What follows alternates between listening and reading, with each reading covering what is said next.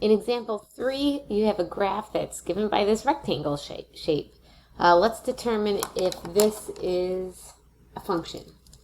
We'll perform the vertical line test. You can maybe this line right here, or even this one here. There's a whole bunch of vertical lines I can draw, and I see that there are 2 intersection points on that graph. So this tells me that the relation given by this graph is not a function. And I can give you 2 points as evidence that it's not a function. This point right here has x-coordinate 0, let's see, 2.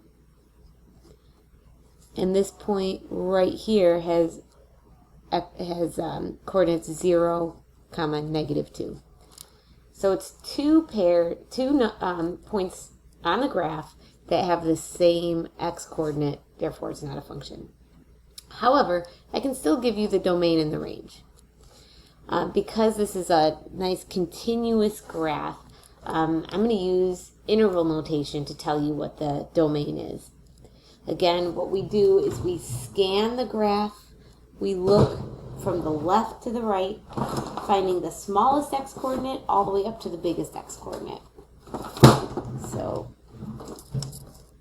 scanning this graph, I don't see any graph over here to the left. The graph really starts here.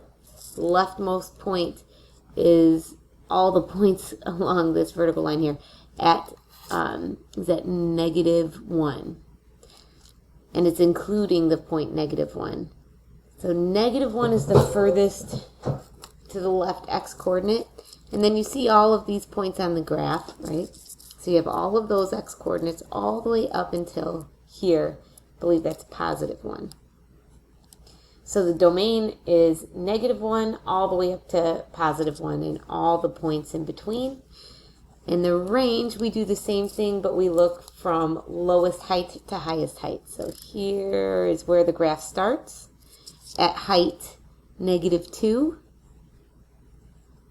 And the graph goes all the way up to height 2, and then you don't see any parts of the graph above there.